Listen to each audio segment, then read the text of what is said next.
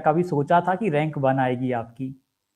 Sir rank 1 का तो नहीं सोचा था, बट अगर मैं अभी टॉपर नहीं होता तो कोई और होता, वो नहीं होता तो कोई और होता। सही बात। फर्क सिर्फ इतना आ जाता है कि हमने पढ़ाई कैसे की है और हमने प्रैक्टिस कितनी ज्यादा करी है। कोई भी टॉपर बन सकता है, एक नॉर्मल बच्चा जो बिल्कुल नहीं पढ़ा है अपने एकेडमिक्स में वो भी बन सकता है। उसका तो उसमें पॉइंट्स और क्या क्या हैं, जैसे आपके मॉक में ये था कि आपने क्वेश्चन तो एक्सप्लेन करा है विद जो चार ऑप्शन जो तीन और आ रहे हैं वो ठीक क्यों नहीं है ये भी एक्सप्लेन करा है, तो वो बहुत बेनिफिशियल था। उसमें जिनको भी ये लग रहा है कि अब नहीं हो सकता, सबसे अच्छा टाइम यही होता है कि आप दूसरों को तो सही या गलत साबित कर सकते हैं, जब आप खुद को गलत साबित कर देंगे। आपको भी ऐसा लग रहा है कि ये नहीं हो सकता, तो आपको ये चाहिए कि आप डबल मेहनत के साथ लगें और खुद को गलत साबित करें कि नहीं, मुझे ऐसा लगता था नहीं हो सकता है बट मैंने दोबारा करके दिखाया है कि ऐसा होगा और मुझे वो जॉब लेनी है, क्योंकि अल्टीमेट सबका गोल वही है, एक जॉब लेना।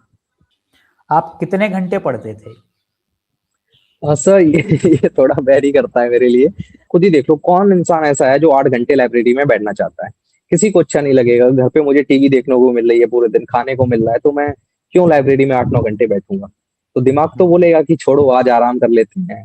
तो प्रीवियस ईयर क्या करता है, आपको एग्जैक्ट आइडिया देता है कि क्वेश्चन इस टॉपिक से आ रहे हैं, इस टाइप के क्वेश्चंस आ रहे हैं और इतने क्वेश्चंस बनाए जा सकते हैं। जैसे जब मैंने आपकी टेस्ट सीरीज देखी तो मुझे लगा कि नहीं, काफी बेटर है यहाँ पे, क्योंकि एक्सप्लेनेशन बहुत अच्छा है। मेन चीज ये है ना, आप एक्सप्लेन अगर अच्छे से कर दे रहे हो तो उसमें 3 या 4 पॉइंट और क्लियर हो जा रहे हैं। तो उसने मुझे बताया था कि इनका ले सकते हो, तब मैंने आपका ये परचेज करा था। आई थिंक मेरे पहले मॉक में 70 के आसपास, 70 से कम ही थे आई थिंक, 68 के आसपास कुछ मार्क्स थे। तो बट बुक मेन सोर्स होनी चाहिए आपकी स्टडी का। ऐसा नहीं है कि हिंदी मैंने अपने सारे एग्जाम्स के लिए की है। एक बुक आती है आदित्य पब्लिकेशन की, सामान्य हिंदी। उस बुक को मैंने कम से कम 4 बार रिवाइज किया था।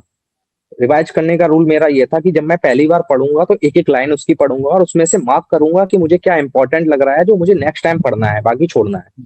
दूसरी बार में सर सीडीपी एंड किसी भी अदर सब्जेक्ट में रिवीजन बहुत ज्यादा इंपॉर्टेंट है। आपके पास नोट्स हैं, आपके पास पूरा कंटेंट है, आप उससे कुछ नहीं कर सकते अगर आपने उसको मल्टीपल टाइम रिवाइज नहीं करा है। और यदि कोई अभ्यर्थी अभी तैयारी अपनी स्टार्ट कर रहा है, पहली बार एग्जाम दे रहा है, तो वो कैसे तैयारी को शुरू करे? कहाँ से, मतलब उसने एग्जाम नहीं दिया, उसको अनुभव नहीं है, बस पहली बार दे रहा है, तो किस प्रकार से प्रारंभ करे? Welcome to success classes. आप सभी का बहुत बहुत स्वागत है। आशा करता हूं कि आप सभी स्वस्थ होंगे और आप सभी की तैयारी बहुत बढ़िया चल रही होगी। और आज हमारे साथ जुड़े हैं मध्य प्रदेश प्राथमिक शिक्षक, यानी कि वर्ग 3 में पूरे मध्य प्रदेश में प्रथम स्थान प्राप्त किया है, मयंक प्रताप सिंह जी। मयंक जी, आपका बहुत बहुत स्वागत है। कैसे हैं आप? Thank you so much sir, मैं बहुत बढ़िया हूँ। तो कैसा लग रहा है आपको फाइनली सेलेक्टेड होने के बाद में? सर बहुत अच्छा लग रहा है, ऐसा एक्सपेक्ट नहीं करा था मैंने, बट इतने अच्छे नंबर आए हैं तो डेफिनेटली बहुत अच्छा लग रहा है मुझे। क्या क्या कभी सोचा था कि रैंक 1 आएगी आपकी? सर रैंक 1 का तो नहीं सोचा था, बट मुझे अच्छे मार्क्स लाने थे, क्योंकि किसी ने सजेस्ट करा था कि अच्छे मार्क्स होंगे तो आपको अपनी चॉइस का डिस्ट्रिक्ट एंड स्कूल मिल सकता है, तो वो तो टारगेट था मेरा, बट रैंक 1 का नहीं सोचा था। चलिए, तो थोड़ा सा हम आपके बैकग्राउंड में चलते हैं। थोड़ा सा आपका परिचय से हम शुरुआत करेंगे। आप अपना सामान्य सा परिचय दीजिए ताकि सभी दर्शक और अच्छे से आपसे परिचित हो जाएं।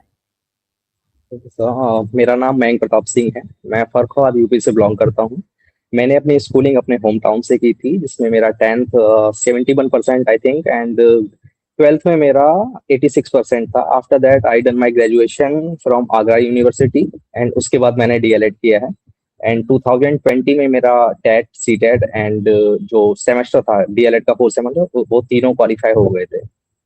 तो इसमें आपकी जो गवर्नमेंट जॉब की यात्रा है वो कब से शुरू हुई? मतलब आपने कब से तैयारी शुरू करना शुरू करी?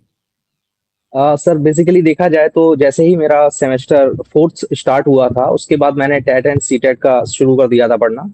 उसके बाद ये हुआ था कि 20 में जब मेरा ये कंप्लीट होता है तो कोविड आ गया था, 2 साल लगभग उसमें वेस्ट हुए थे, कोई वैकेंसी आई नहीं थी। आफ्टर दैट केवीएस आया था। तो अगर मैं ये बोलूँ कि मैं सीरियसली किस टीचिंग एग्जाम्स के लिए पढ़ा हूँ, तो पहला एग्जाम वो मेरा केवीएस का ही था, जिसके लिए मैंने स्टार्ट की थी प्रिपरेशन।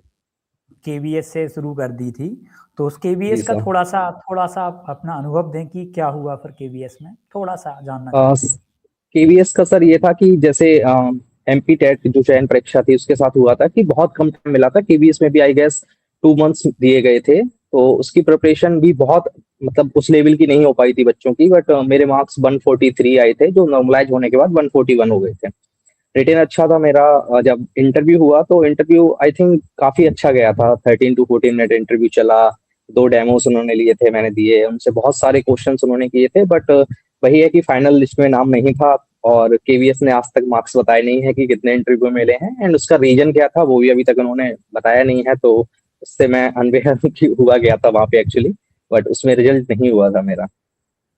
तो जब उस बार सिलेक्शन नहीं हुआ होगा आपका, मतलब सब कुछ ठीक ठाक रहा, तो जी कैसा लगा था आपको? मतलब ऐसा लगा कि अब शायद यार अपने लिए जॉब नहीं बनी, या अब की, या फिर दुगने उत्साह के साथ पढ़ना शुरू किया? सर, जब रिजल्ट आता है तो स्टार्ट के कुछ दिन तो सभी को मुश्किल होती है, चाहे वो कितना भी सही इंसान हो, पढ़ने वाला हो या फिर सुलझा हुआ हो, बट 2-3 दिन तो बहुत मुश्किल रहते हैं आपको वो एडजस्ट करने में, कि आप सोच रहे थे कि अच्छा रिजल्ट आएगा, बट सडन आप देखते हो वहां पे एक फेलियर है, तो वो बहुत मुश्किल होता है। बट उसके बाद ये था कि जैसे केवीएस के बाद कोई वैकेंसी नहीं थी, बिहार की आ चुकी थी, उससे पहले एमपी की भी उससे पहले एग्जाम हो चुका था, तो कोई वैकेंसी नहीं थी। तो मेरे सामने ये था कि ठीक है, जब तक नहीं आ रही है तब तक मैं कोई भी जॉब ऐसे ही कर ले रहा हूँ फॉर अर्निंग। तो मैंने एक प्राइवेट जॉब भी ज्वाइन कर ली थी उसके बाद, बट ऐसा नहीं था कि पढ़ाई डिसकंटिन्यू हो रही है या फिर बिल्कुल ही छोड़ दिए। ये सोचा कि अब आगे देना ही नहीं एग्जाम, ऐसा कोई थॉट नहीं था मेरे दिमाग में। ये था कि जब आएगी तब हम फिर से स्टार्ट कर देंगे इसके लिए। सही है। मतलब ये है कि मन में कहीं ना कहीं रहा कि स्टार्ट कर देंगे। काफ़ी अभ्यर्थियों के साथ में क्या होता है कि वो अपनी तैयारी को, मतलब खासकर मैंने देखा है, अभी अपना वर्ग 3 का रिजल्ट भी आया तो बहुत सारी कमेंट भी जी मुझे देखने को मिली कि अब शायद हमसे नहीं निकल पाएगा, और ऐसा अ, वो कुछ समय के लिए लगता होगा शायद। आप क्या कहना हाँ चाहेंगे, सर, मान लीजिए नहीं हो पाया पहले अटेम्प्ट में तो? जिनको भी ये लग रहा है कि अब नहीं हो सकता, सबसे अच्छा टाइम यही होता है कि आप दूसरों को तो सही या गलत साबित कर सकते हैं। जब आप खुद को गलत साबित कर देंगे, आपको भी ऐसा लग रहा है कि ये नहीं हो सकता, तो आपको ये चाहिए कि आप डबल मेहनत के साथ लगें और खुद को गलत साबित करें कि नहीं, मुझे ऐसा लगता था नहीं हो सकता है, बट मैंने दोबारा करके दिखाया है कि ऐसा होगा और मुझे वो जॉब लेनी है, क्योंकि अल्टीमेट सबका गोल वही है, एक जॉब लेना। बिल्कुल, मतलब अपने आप को गलत सिद्ध करने का प्रयास करना है, यदि फेल हो गए पहले नहीं कभी बिल्कुल तो। सर, वो सबसे बड़ी मेरे लिए मेंटेलिटी यही वर्क की है कि मुझे ऐसा लगता था कि नहीं, मुझे एक जॉब लेनी है, टीचिंग लाइन में ही लेनी है, और मैं लेके रहूंगा, चाहे मुझे मेहनत कितनी भी करनी पड़ जाए, चाहे मुझे डिप्रेशन हो, चाहे मुझे बुरा लग रहा हो, मैं दुखी हूँ। लेकिन ये था कि नहीं, आप स्किप नहीं कर सकते उस चीज को, आपको जाना उसी से होके है। फेलियर एक पार्ट है, वो आएगा जाएगा, ये तो हम सब साइकोलॉजी में पढ़ते ही रहते हैं कि फेलियर उसका एक पार्ट है लर्निंग का, उसको आप हटा नहीं सकते उससे। लेकिन साइकोलॉजी के ही अभ्यर्थी सबसे ज़्यादा डिमोटिवेट हो जाते हैं। नहीं सर, जिन्होंने डेप्थ में साइकोलॉजी पढ़ी है उनको ये समझ में आता है कि ये सब चीजें बहुत माइनर टाइम के लिए आती हैं। अगर आपका ब्रेन पे कंट्रोल अच्छा है, लाइक जैसे सिगमंड फ्राइड की थ्योरी है अनकॉन्शियस ब्रेन वाली, बहुत सारी वो प्रॉब्लम्स आपको देता है, बोलेगा कि पढ़ाई छोड़ दो, बट आपका सबकॉन्शियस ब्रेन वहां पे यही काम करता है, उसको समझाने का कि नहीं, इस बार नहीं तो अगली बार करेंगे, क्यों नहीं हो सकता, हम है ना करने के लिए। तो हाँ वो हाँ बहुत हाँ। इंपॉर्टेंट है। अभी भी यही चल रहा होगा काफ़ी अभ्यर्थियों के साथ में, शायद अब आगे करें ना करें। लेकिन जब एग्ज़ाम पास आते जाता है तो कहीं न कहीं हमारा माइंड इतना तत्पर हो जाता है बिल्कुल अध्ययन करने के लिए, अंदर ही अंदर एक इनर मोटिवेशन जागृत होने लगता है कहीं न कहीं। हाँ सर, और जब हमें दिखता है ना कि हमें अगले 6 या 8 मंथ के लिए कंटिन्यू पढ़ाई करनी है, तो थोड़ा वहां पे ब्रेन खुद को, क्योंकि हम सिंपल सा है, जैसे अभी मैंने सेकंड फाइट का इनाम दिया था, उनका था कि 90% अनकॉन्शियस ब्रेन है, वो प्लेजर हुँ, प्रिंसिपल पे वर्क करता है, वो तो ये कहता है कि आप आराम करो, आप कोई मेहनत करो ही मत, जो होगा हो जाएगा। तो जो 8 महीने हमें दिखते हैं कि इसमें मेहनत करनी है, तो वहां पे ये लगता है कि यार छोड़ो, इतनी कौन करेगा, बट जब हम एंड स्टेज में पहुंचते हैं, जब 1 मंथ रह जाता है, तो हम इतना कॉन्शियस हो चुके होते हैं कि आप ना चाह के भी उस टाइम पे बहुत अच्छा पढ़ते हो। तो हुँ। ऐसा नहीं है, आप ये मत सोचो कि बहुत लंबा टाइम है, अभी वैकेंसी गई है, दोबारा कब आएगी या क्या होगा, ये सोचना बंद कीजिए और कंटिन्यूअस आपको बस पढ़ाई करनी है। आप थोड़ा थोड़ा दीजिए, बट कंटिन्यूअस दीजिए उस चीज को। हुँ। इसमें एक और चीज़ ऐड ऑन करना चाहूँगा कि अभी तक आपने कौन-कौन से एग्ज़ाम्स दिए हैं और कौन-कौन से क्वालिफ़ाइड हो पाए या फेलियर जो भी आपका रहा, आप वो बताइएगा? ओ- ओके सर, टीचिंग एग्जाम्स की बात करूं, वैसे नॉर्मली मैं एग्जाम देता रहता था, लाइक यूपी पैट का एग्जाम, जो प्राइमरी एग्जाम यूपी में होता है ग्रुप डी के लिए, मैंने पैट दिया है। उसके बाद एक लेखपाल का एक बार एग्जाम दिया था, उसमें भी आई थिंक मेरा नहीं हुआ था, क्योंकि एक पोर्शन उसमें ग्रामीण विकास का आता है जो मेरा बहुत अच्छा नहीं था, तो उस वजह से नहीं हुआ। दूसरा केवीएस था, उसी के बाद केवीएस का एग्जाम था, वो दिया था, उसमें नहीं हुआ था। देन अभी रिसेंटली मैंने रेलवे का एक मिनिस्ट्रियल पोस्ट करके आया था प्राइमरी टीचर्स के लिए, वो दिया है, वो मेरा क्वालिफाई है, एंड उसमें मुझे इंटरव्यू देना है अभी। और उसके बाद अभी मेरा वर्ग 3 से पहले एक एग्जाम था एनबीएस लैब अटेंडेंट का, तो वो एग्जाम बहुत अच्छा गया था मेरा, क्योंकि उसमें ये था कि 60 नंबर की साइंस आनी थी 120 में से, जो मैं वर्ग 3 के लिए भी पढ़ मतलब तब तो नहीं पढ़ रहा था, उसके लिए पढ़ी थी, जो वर्ग 3 में मेरे लिए बेनिफिशियल रही। और वो भी एग्जाम अच्छा गया था, बट वो कैंसिल हो गया था गवर्नमेंट की तरफ से करप्शन की वजह से। तो अभी तक देखा जाए तो मेरा एक रेलवे वाला है, केवीएस वाला है, 2 एग्जाम मैंने क्वालिफाई किए हैं। बाकी अब रेलवे का इंटरव्यू है, तो देखते हैं कैसा रहता है। अच्छा, इंटरव्यू होना है आपका अभी? जी। नहीं, बढ़िया। फिर भी ये है कि मेहनत, जैसे कि किसी अभ्यर्थी ने अभी वर्ग 3 के लिए मेहनत करी हुई हो, किसी भी एग्जाम के लिए मेहनत करी हुई हो, वो जी। बर्बाद तो नहीं जाती कभी भी। नहीं, बिल्कुल नहीं सर। आप एग्जाम्स अगर कंटिन्यूअस देते रहते हैं, भले आपकी फील्ड का ना हो, आपको उसमें जॉब ना करनी हो, जैसे मैंने बहुत लोग सुने हैं वो ये कहते हैं मुझे एसएससी एमटीएस नहीं देना, ग्रुप डी नहीं देना। आप हम्म। एग्जाम दो, आप हम्म। क्वालिफाई कर जाओ तो उसको एज ए अचीवमेंट दिखा सकते हो लोगों को। जॉब मत करना अगर आपको वो जॉब खराब लग रही है, आपका मन नहीं है। एग्जाम देने से ये होता है, आपको ये पता चलता है कि क्वेश्चंस बनते कैसे हैं, क्वेश्चंस आते कहाँ से हैं। एक टॉपिक है, अगर आप एक सिंपल सा एग्जांपल ले लीजिए कि गुप्ता एम्पायर से क्वेश्चन है, आप पूरी थ्योरी पढ़ रहे हैं, आपको पता ही नहीं चलेगा क्वेश्चन कहाँ से आना है, बट अगर आपने 2-3 एग्जाम दे दिए हैं तो आपको बेसिक आइडिया मिल जाएगा कि यहाँ से क्वेश्चन आ सकता है। तो हम्म। एग्जाम्स देने बहुत इंपॉर्टेंट है, कंटिन्यूअस पढ़ाई रखनी बहुत इंपॉर्टेंट है। नहीं, ये बात आपने सही कही कि कंटिन्यू, मतलब कंटिन्यूटी के साथ में, कहते हैं ना कि consistency is the key of success. तो यस सर। वह चीज़ लगभग हर जगह लागू होती है वो तो। बिल्कुल। अभी आपका नेक्स्ट टारगेट क्या है? और सर, टारगेट के टर्म्स में बोलूँ तो मैं कोई ऐसा बड़ा टारगेट नहीं बनाता हूँ। जो मेरे सामने एग्जाम है, लाइक मैं 10th में था तो मेरा टारगेट था कि मुझे 10th में सबसे अच्छे नंबर लाने हैं। 12th में था बिल्कुल। तब था कि मुझे अच्छे नंबर लेके आने हैं। अभी मेरा टारगेट ये था कि मुझे DSSB पीआरटी का एग्जाम देना है, जो मेरा हो गया है अभी, मुझे उसमें अच्छा करना था। अभी रिसेंटली मेरा करंट में ये टारगेट है कि मेरा 28 को अभी केवीएस मेंस का एग्जाम है, तो मेरा टारगेट है कि वो बहुत अच्छा करना है, उसको क्वालिफाई करना है। तो ऐसा कोई बड़ा टारगेट नहीं, मैं छोटे छोटे टारगेट्स लेता हूँ तो अचीव करने में आसानी रहती है उनको। बिल्कुल सही कहा आपने। MP topper, all MP rank 1। Mayank ji क्या कहते हैं, सक्सेस क्लासेस की टेस्ट सीरीज लगाई और डिटेल्ड एक्सप्लेनेशन को पढ़कर कॉन्सेप्ट मजबूत किए। सिलेक्शन में टेस्ट सीरीज की सबसे बड़ी भूमिका रही। अर्जुन मेवाड़ा जी, ऑल एमपी रैंक 7 है। सक्सेस क्लासेस की टेस्ट सीरीज तैयारी के पहले दिन से ही नियमित लगाई और डिटेल्ड एक्सप्लेनेशन सबसे बेस्ट है। वर्ग 3 की इससे अच्छी टेस्ट सीरीज कहीं नहीं है। और भी बहुत सारे हमें टीचर्स ने, सिलेक्टेड टीचर्स ने रिव्यू दिया। अमित भैया, मैं आपको बहुत ज़्यादा धन्यवाद करना चाहता हूँ, आपके एक एक शब्द पर पूरा विश्वास करके, जैसे आपने बताया उसको पूरा पालन करने का प्रयास किया था, और सबसे ज़्यादा फायदा आपकी टेस्ट सीरीज से मिला। जब भी डिमोटिवेट होते थे तो आपका वीडियो देखकर फिर संभल जाते थे। मैंने बड़े बड़े चैनल को सब्सक्राइब कर रखा था, लेकिन सिलेबस चेंज होने के बाद सबने हाथ खड़े कर दिए थे। उस समय आपका एनसीईआरटी पर फोकस करने और बुक्स पढ़ने का सलाह दिया था। सबसे ज़्यादा आपकी टेस्ट सीरीज जिसमें विस्तृत व्याख्या थी, उसको मैं अपनी सफलता में मुख्य मानता हूँ। आपका हृदय से धन्यवाद। सर, मेरा हो गया। आपकी टेस्ट सीरीज ने मेरी बहुत हेल्प की। आपकी टेस्ट सीरीज का pattern same to same exam जैसा था, मीडियम टू हाई।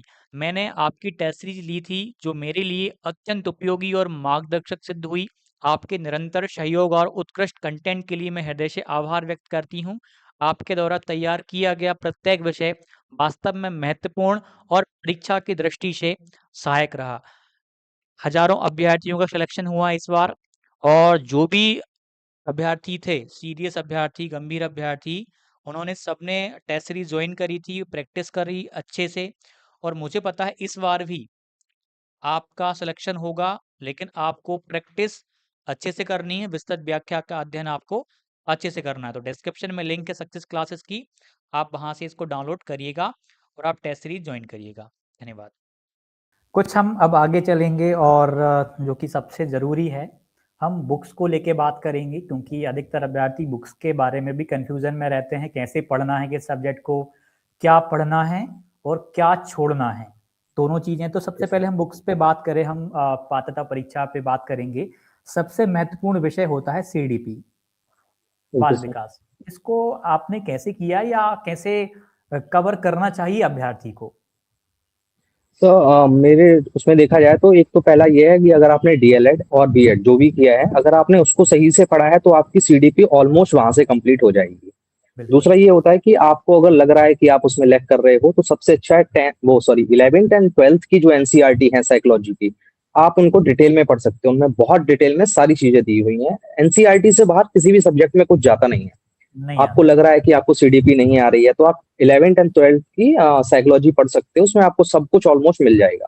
मेरे केस में ये था कि जैसे कि मैंने सीटेट एग्जाम दिया था जब पहली बार, तो मुझे एक बुक मिली थी, मैग्रा हिल पब्लिकेशन की बुक है वो।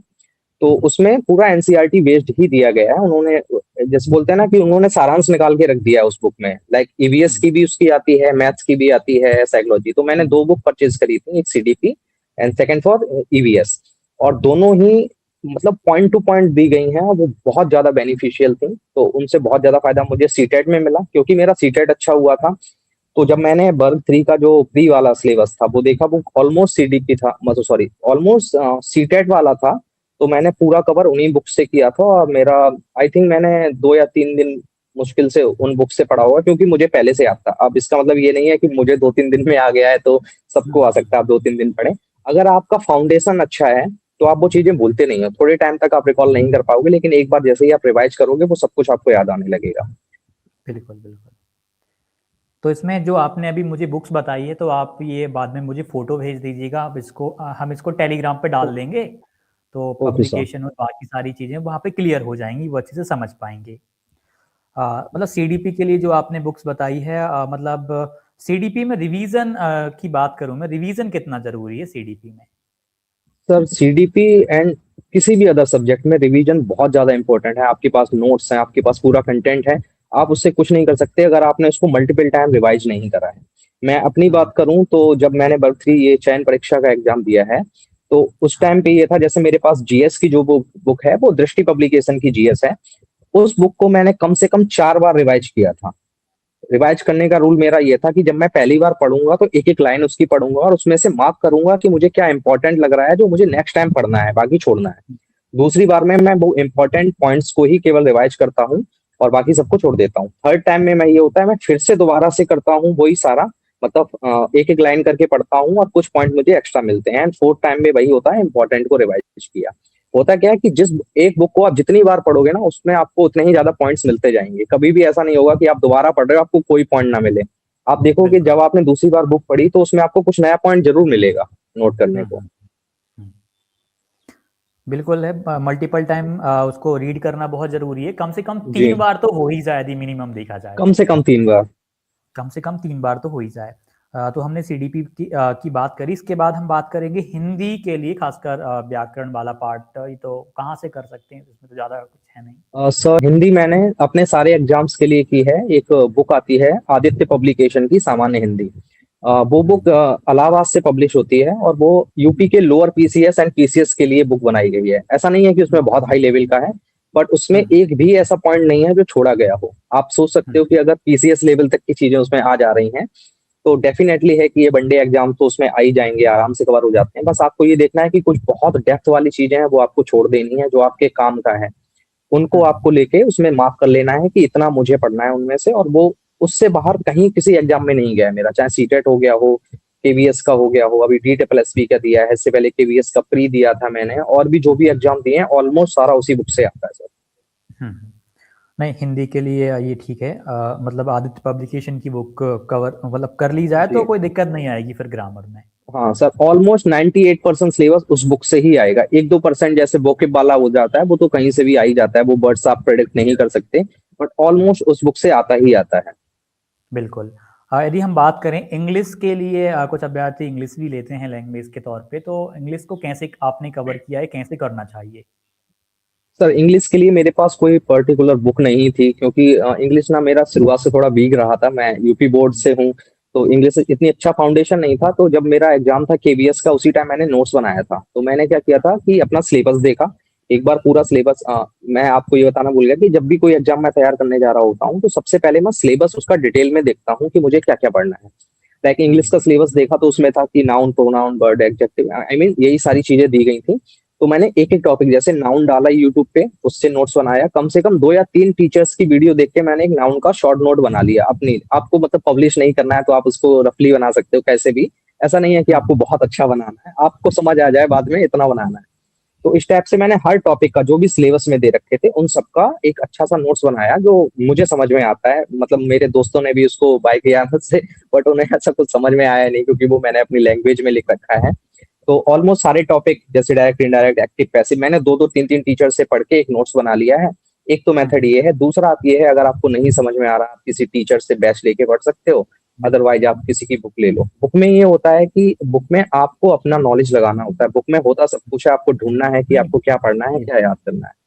मतलब पहली बार तो समझदारी ये है ना किसी टीचर के माध्यम से पढ़ लेना बढ़िया रहता है, हाँ चाहे यूट्यूब के माध्यम से पढ़ें या किसी अन्य रूप में पढ़ें। यदि पढ़ लेंगे तो थोड़ा सा क्या है कि फिर मतलब यदि कोई स्टार्टिंग में ही बुक पढ़ेगा तो शायद कंफ्यूज होगा बहुत। हाँ, स्टार्टिंग बुक आप बुक से नहीं कर सकते। उसका रीजन ये होता है कि बुक की लैंग्वेज ना बहुत फॉर्मल होती है, समझ पाना बिल्कुल। मुश्किल हो जाता है। तो अगर आप एक टीचर से समझ लेते हो तो थोड़ा आपको बेसिक आइडिया लगता है, देन आप बुक पे शिफ्ट हो सकते हो। बट बुक मेन सोर्स होनी चाहिए आपकी स्टडी का, ऐसा नहीं है कि। और पहली बात तो ये है कि एक स्टूडेंट को कभी सेटिस्फाइड नहीं होना चाहिए कि एक टीचर से हो गया या 2 टीचर से या एक बैच लेके खुश हो गया, ऐसा नहीं होना चाहिए। आपको मल्टीपल सोर्सेस रखने चाहिए कि आपके पास बैच है बट आप बुक से भी पढ़ रहे हो, आप टेस्ट सीरीज भी लगा रहे हो, आप उसको एनालाइज भी कर रहे हो। तो आपका ये मतलब मल्टी डायरेक्शनल होना चाहिए स्टडी। बिल्कुल, मतलब हम किसी एक चीज़ पे डिपेंड मतलब किसी को भी डिपेंड नहीं होना चाहिए। कुछ अभ्यर्थी क्या करते हैं हाँ कि जैसे मान लीजिए कोर्स लिया तो केवल कोर्स पे डिपेंड हो जाते हैं, बुक्स को वो ऐसे इग्नोर करते हैं जैसे कि अब हमारा पूरा पेपर यहीं से आने वाला है। तो ये सर, ये तो आपको मैंने क्या देखा है लगता कि बच्चों को बुक से बहुत ज्यादा फोबिया है, उन्हें ऐसा लगता है पता नहीं बुक्स में क्या है। बट होता क्या है है? ना, हाँ, एक टीचर जो भी बैच में आपको पढ़ा रहा है, किसी भी कोचिंग का ले लो, वो आपको वही पढ़ाएगा जो उसे इंपॉर्टेंट लग रहा है या उसे लग रहा है कि एग्जाम में आ सकता है। बट बुक्स में तो सारा दिया हुआ है। अब बिल्कुल बच्चे सही। क्या करते हैं, कोर्स ले लेते हैं, देन उसमें से आता नहीं है तो बोलते हैं कि आउट ऑफ सिलेबस आ गया या हमें पढ़ाया नहीं था, कोचिंग अच्छी नहीं थी। आप बुक्स पे शिफ्ट रहो। मतलब आप कोचिंग का यूज, बैच का यूज इसलिए कर सकते हो कि आप वहां से चीजें समझ सकते हो। जैसे हाँ। मेरे साथ सीन ये था कि मैं बुक से पढ़ रहा था बट मैंने एक हुँ, बैच भी ले रखा था। वो इसलिए था कि जैसे नए सिलेबस में उन्होंने वर्ल्ड हिस्ट्री की कुछ टॉपिक्स डाल दिए थे, एडवांस मैथ डाल दिया था और साइंस डाल दी थी, तो वो मुझे टॉपिक समझ नहीं आ रहे थे बुक से। तो मैं क्या कर रहा था, वही टॉपिक केवल वहां से पढ़ के समझ ले रहा था एक बार, और उनका अपना रफली नोट्स बना ले रहा था। तो आप ये कर सकते हैं। बाकी बुक्स पे अगर आप रहेंगे तो बहुत बेनिफिशियल रहेगा आपके लिए, क्योंकि सारा कंटेंट बुक में होता ही है। हुँ, हुँ। आपने सारी तैयारी कोर्स के माध्यम से करी है या आपका बहुत सारा कंटेंट पहले से कवर था? नहीं सर, ऑलमोस्ट मेरा कवर था। जैसे मैंने बताया कि ये वर्ग 3 का एग्जाम होने से पहले मेरा हुँ, हुँ। सॉरी, एनबीएस लैब अटेंडेंट का एग्जाम था, तो उसमें 60 नंबर की साइंस आनी थी। और हाँ, फिजिक्स केमिस्ट्री क्योंकि मैंने पढ़ रखी है, 12th से पढ़ी है, ग्रेजुएशन में भी मेरे पास थी, तो वो मेरा कवर था। मेरा वीक पोर्शन था बायोलॉजी। तो उसके लिए हुँ, हुँ। मैंने ये किया था कि एक बैच लिया था, एक बैच ले लिया था। उसमें एक मैम पढ़ा रही थी बायोलॉजी, वो बहुत अच्छा पढ़ा रही थी और मुझे उस टाइम पे बहुत इंटरेस्ट आ रहा था, तो मैंने उसका बहुत अच्छा सा नोट्स बना लिया एक। क्योंकि हुँ, हुँ। मुझे ऐसा लगा कि एग्जाम में भी बेनिफिशियल होगा, बट मुझे बहुत ज्यादा इंटरेस्ट आ रहा था क्योंकि मैथ्स वाले स्टूडेंट ने कभी बायोलॉजी पढ़ी नहीं है, फिर उसको इतना बिल्कुल। ज्यादा पता चलता है ह्यूमन बॉडी के बारे में, तो थोड़ा अच्छा लगता है। हुँ, तो हुँ। जब सिलेबस सडन चेंज हुआ और मैंने देखा कि बायोलॉजी आ गई है, तो वो बहुत बेनिफिशियल रहा मेरे लिए। बैच से जो मैंने ले रखा था वो भी एक फ्रेंड ने सजेस्ट किया था, एक कोचिंग थी एमपी की, उसने बोला कि इनका ले सकते हो, ये लोग पढ़ाएंगे। बट सडन ये हुआ कि सिलेबस चेंज हुआ, तो वर्ग 3 का कोई एक महीने में पढ़ा नहीं सकता था, तो उन्होंने कुछ पुरानी वीडियोस दूसरे बैच से उठा के डाल दी। मेरे लिए फायदा ये हुआ, जैसे उन्होंने कुछ ऑर्गेनाइजेशंस दे दिए थे, एससीओ दे दिया, आशियान दे दिया, तो मैंने उनकी इन्फॉर्मेशन नोट कर ली वहां से, एक रफली नोट बनाया। देन वर्ल्ड हिस्ट्री की, जैसे रूसी क्रांति होगी, फ्रेंच फ्रांस की क्रांति हो गई, उस औद्योगिक क्रांति, इनके नोट्स बना लिए।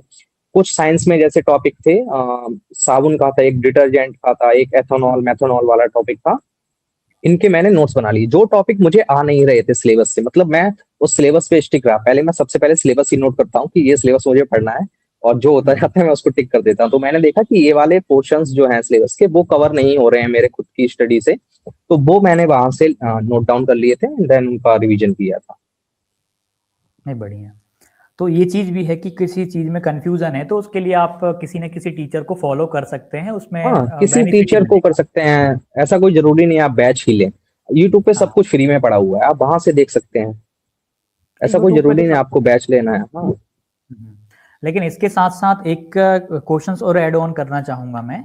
अभी आपने एनसीईआरटी का बोला था, आपने तो सीडीपी जी। में भी बोल दिया। सबसे बड़ी बात ये है क्योंकि बहुत ही कम टीचर्स मतलब सीडीपी के लिए एनसीईआरटी को सजेस्ट करते हैं। जिनको बहुत डीप का पता होता है वही केवल इसका आइडिया दे पाते हैं, क्योंकि उनको पता है कि पेपर ही यहाँ से बनता है सीडीपी का। तो हाँ, तो इसका मैंने भी कई बार बोला हुआ है 11th और 12th का। लेकिन क्या होता है कि अभ्यर्थी थोड़ा सा उतना मतलब उनको लगता है कि कुछ हमें शॉर्टकट चीज मिल जाए, कोई एक ऐसी पब्लिकेशन की बुक मिल जाए, मतलब मतलब एक बना बनाया मटेरियल मिल जाए और उसमें हमारा काम बन हाँ जाए, और वैसा होता नहीं। तो सर, एनसीईआरटी का बने बनाए बहुत ही मटेरियल। जी। आपको एनसीईआर जी हाँ, अभी आप कुछ बोल रहे थे, पहले वो कवर करते हैं। नहीं नहीं सर, आप कंप्लीट कर लीजिए, फिर मैं बोलता हूँ। ठीक ठीक। इसमें एनसीईआरटी की इम्पोर्टेंस की हम बात करेंगे, और आपको वर्ग 3 में एनसीईआरटी ने कितनी हेल्प करी, और जो अभ्यर्थी तैयारी कर रहे हैं उनको कितना फायदा एनसीईआरटी की किताबों से हो सकता है। सर, कोई भी एग्जाम हम उठा लें, पहली बात तो उसका एक एक फायदा ये है कि सारे पेपर्स ही एनसीईआरटी से बनते हैं। दूसरा ये है कि अगर आपका कोई क्वेश्चन गलत आता है, या कुछ ऐसा क्वेश्चन है जिसपे आपको कुछ केस करना है, या कुछ भी बाद में ऐसा होता है, तो चाहे हाई कोर्ट हो चाहे सुप्रीम कोर्ट हो, वो वैलिड मानते हैं सिर्फ एनसीईआरटी को। अदरवाइज एनसीईआरटी आप को। किसी भी बुक में दिखाओ, वो उसको वैलिड नहीं मानते। एनसीईआरटी में अगर लिखा हुआ है कि कुत्ता घास खाता है, तो कोर्ट उसको मान लेगा कि हाँ भाई खाता होगा, क्योंकि एनसीईआरटी में लिखा हुआ है। तो पहली बात तो ये कि ऑथेंटिक सोर्स है वो आपके लिए। दूसरा, आप किसी भी पेपर को, आप, मैं ऐसा नहीं कह रहा हूँ कि मैं बोल रहा हूँ या आप बोल रहे हो तो बच्चे मान लें। आप कोई भी पेपर उठा के देख लो और ये देखो कि उसमें जो टॉपिक है वो एनसीईआरटी में किस बुक से आया है। आप उस बुक को उठा के उस टॉपिक को मैच कर लो, आपको ऑलमोस्ट सारी इंफॉर्मेशन उस चैप्टर से मिल जाएगी। हम्म। तो इसमें हम बात करें, आपने एनसीईआरटी किस किस सब्जेक्ट के लिए पढ़ी हुई हैं? तो जैसे जब मैंने इसका, लाइक अभी तो सिलेबस चेंज हो गया है, अभी तो कुछ पता नहीं है, हाँ प्री जैसा ही सिलेबस आएगा। तो ईवीएस हाँ। आपका पूरा एनसीईआरटी से आएगा, क्योंकि अब ऐसा हुआ है कि एनसीईआरटी की बुक्स चेंज हो गई हैं। तो आपको वो नई वाली बुक्स भी देखनी पड़ेंगी। उनके लिए आप कोई भी, जैसे दीक्षा ऐप है जो गवर्नमेंट का ही है, उस पे सारी बुक्स फ्री में पड़ी हुई, ई पूरा पाठशाला पे पढ़िए। जाके आप डाउनलोड कर सकते हो। दूसरी बात, आप इनसे नहीं करना चाहो तो कोई भी एनसीईआरटी नोट्स करके प्ले स्टोर पे आपको ऐप मिल जाएगा, उसमें से पढ़ सकते हो। तो ईवीएस हो गया, सीडीपी अगर आपको बहुत अच्छा करना है सीडीपी, और मुझे ऐसा लगता है कि अगर आपको जो प्री एग्जाम है एमपी का या सीटेट, दोनों में से कोई भी निकालना है, तो आपकी सीडीपी बहुत स्ट्रांग होनी चाहिए। उसका रीजन ये है, 75 की तो आपकी पेडागोगी आती ही आती है। अगर आपकी सीडीपी इंपॉर्टेंट है, वो 75 मार्क्स प्लस 15 जो सीडीपी में आपने छोड़े हैं, ऑलमोस्ट आपके 90 मार्क्स इससे कवर हो जाएंगे।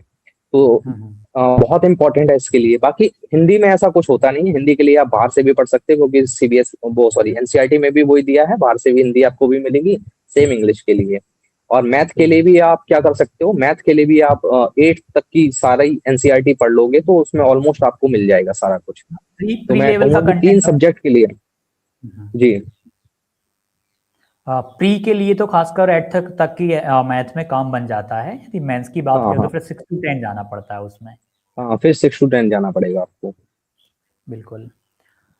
तो एनसीईआरटी तो मतलब अपने केंद्र में होनी चाहिए। कोई सोच रहा है कि हम क्योंकि हमने भी आपने भी हमने भी किसी ने, हर अभ्यर्थी ने ऑब्जर्व करा है, जब आंसर की आती है, आंसर की आने के बाद आपत्तियां दर्ज करनी होती हैं, तो हर जी। अभ्यर्थी जिसने एनसीईआरटी को नहीं पढ़ा, वह तक उसके आंसर को एनसीईआरटी में ढूंढता है कि इसका मुझे होता ये है। आंसर मिल जाए, और मैं आपत्ति दर्ज करने के लिए एनसीईआरटी का प्रूफ दे दूं, और होता जी, भी मिल जाता है उसको। वही है। सर, मैंने वही बोला, ऑथेंटिक सोर्स ही वो है। अगर आपका चाहे आयोग हो चाहे कोर्ट हो, वो वही आंसर मानेगा जो एनसीईआरटी में लिखा है। भले आपकी एससीईआरटी में कुछ भी लिखा हो, स्टेट बोर्ड की बुक्स में कुछ भी लिखा हो, वो एनसीईआरटी में अलग लिखा है तो कोर्ट उसी को वैलिड मानेगा, और आयोग को भी वही मानना पड़ता है। बिल्कुल सही। अब एनसीईआरटी का अब हमने आप आपने। ऐसे देखोगे, जो जितने भी आईएएस जो क्वालिफाई करते हैं, वो लोग भी इंटरव्यू में यही बोलते हैं कि मैंने एनसीईआरटी से पढ़ा। तो अगर आप समझ सकते हो, अगर यूपीएससी लेवल की जो एग्जाम है वो एनसीईआरटी पे बेस्ड है, तो ये छोटे एग्जाम कैसे नहीं होंगे।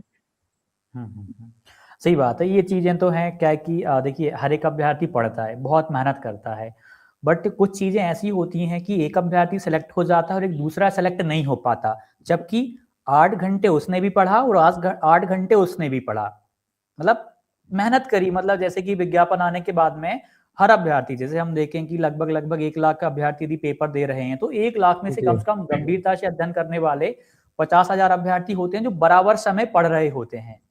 बट जी। कुछ चीजें ऐसी होती हैं जो उनको विचलित करती हैं, कंफ्यूज करती हैं। एक का बहुत अच्छा स्कोर हो जाता है और एक का बहुत कम स्कोर रहता है। इसमें आपको एक बहुत बड़ा पॉइंट क्या लगता है कि क्या अंतर रहता होगा इसमें? सर, इसमें सॉरी मेन पॉइंट ये है कि स्मार्ट स्टडी सबसे ज्यादा इम्पोर्टेंट है। पहली बात तो ये है कि आपको अपने सिलेबस पे स्टिक रहना है।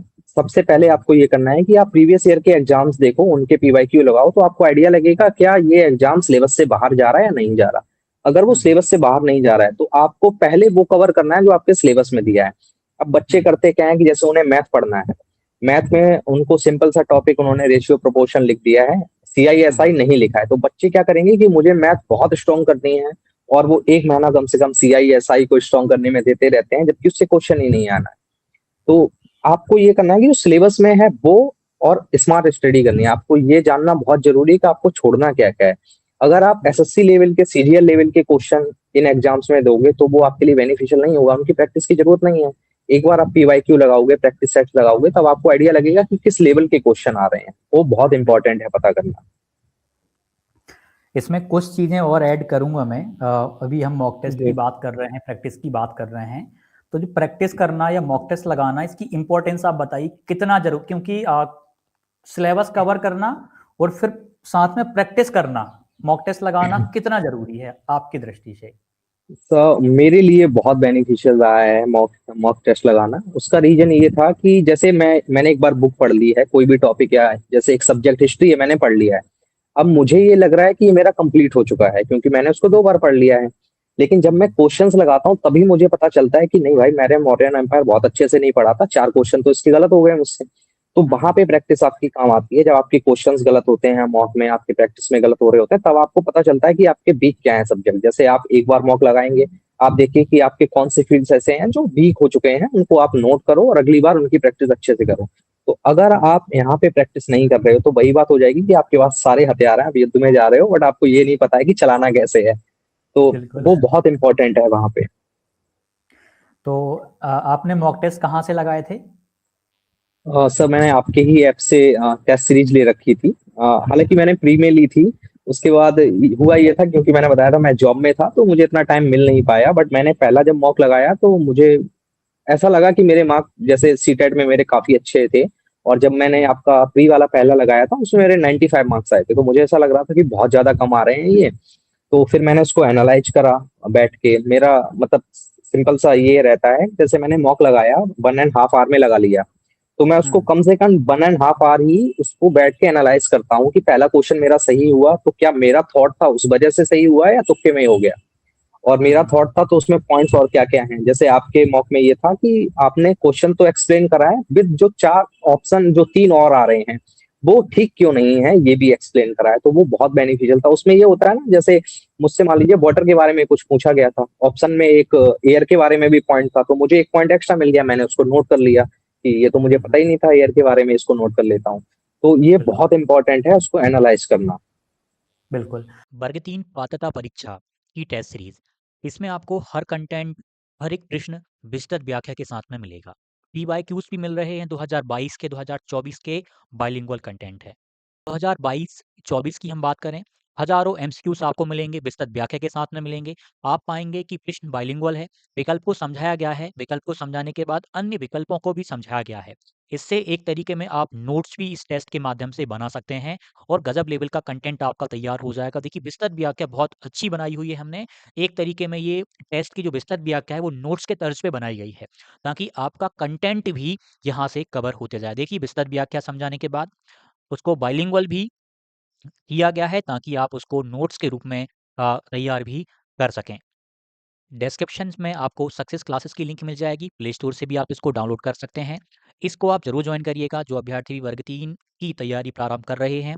ये वाली सीरीज आपके साथ होनी चाहिए, निश्चित तौर पे आपको बहुत गजब लेवल पे तैयार कर देगी, बहुत मजबूत बना देगी। धन्यवाद। अच्छा, प्री की टेस्ट सीरीज के बाद फिर आपने मेंस में तो प्रॉपर वे में लगाया होगा, क्योंकि प्री में तो नहीं नहीं, टाइम मिल मेंस नहीं में पाया। मेंस हुआ ये था, जब मेरा मेंस निकल गया तो आपको याद हो तो पहले ये एग्जाम अप्रैल में होना था, तो हाँ हाँ। उस वजह से मैंने अपनी जॉब से रिजाइन कर दिया था। लगभग मैं फरवरी से मैंने सोचा था स्टडी शुरू कर दूंगा, और इसकी फिर पता चला कि एग्जाम पोस्टपोन हो गया है, तो थोड़ा हाँ हाँ। डिले आ गया। उसी बीच मेरा ये वाला लैब अटेंडेंट वाला एग्जाम था, तो मैं इसका पढ़ने लग गया। देन जब इसका आया तो पता चला कि सिलेबस पूरा चेंज हो चुका है और उन्हीं मंथ्स में तैयारी करनी थी। देन मैंने ये था कि एक बार पूरा रीड करने के बाद प्रैक्टिस सेट लगाने शुरू कर दिए थे। ऑलमोस्ट आपके जितने भी इसमें आपने दिए थे मॉक्स सारे लगाए हुए हैं मैंने, और अगर आपको दिखता हो रिकॉर्ड्स में ऐसा कुछ, तो आप देखोगे मेरा स्कोर कंटिन्यू भाव से इवॉल्व हुआ है। आई थिंक मेरे पहले मॉक में 70 के आसपास, 70 से कम ही थे आई थिंक, 68 के आसपास कुछ मार्क्स थे। तो फिर मुझे पता चला कि कुछ क्या क्या मैं लैग कर रहा हूँ, तो वो बढ़ते बढ़ते लास्ट में मेरा 80 प्लस पहुंच गया था इसमें।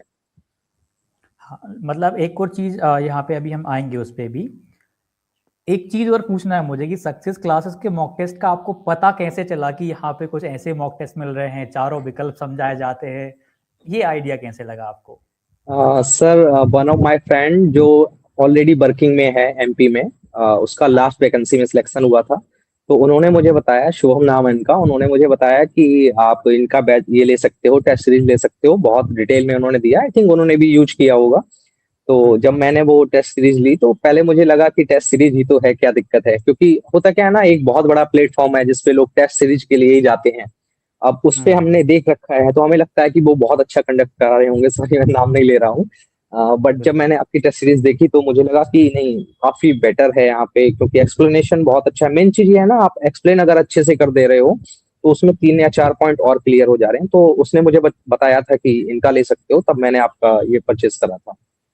अच्छा, और अभी शायद, हाँ, कल आपने मुझे बताया था कि आपने भी किसी को सजेस्ट किया हुआ था, तो वो एक बार आप मुझे बताएं कि कैसे जब क्या कहानी जब से रिजल्ट आया है ऑलमोस्ट, मेरे पास कम से कम 10 दोस्तों के जो मेरे साथ डीएलएड में थे या कभी बैच में रहे हैं या मुझसे मिलने वाले हैं, सबका, है। क्योंकि सब पूछना चाह रहे हैं कि इतना कैसे हो गया, तो मैंने सबको यही सजेस्ट किया था कि आप देखो, स्टडी अपना एनसीईआरटी और सेल्फ स्टडी करो।